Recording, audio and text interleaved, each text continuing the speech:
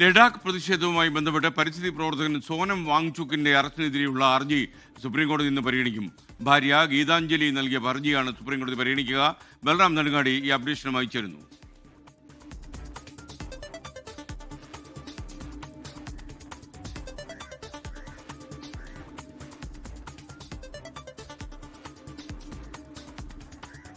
ബൽറാം, വിവരങ്ങൾ.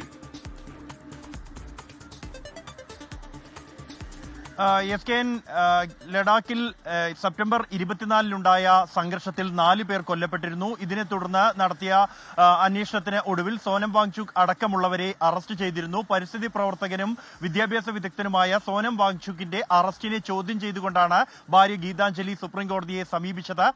ഈ ഹർജിയാണ് സുപ്രീംകോടതി ഇന്ന് പരിഗണിക്കുന്നത്.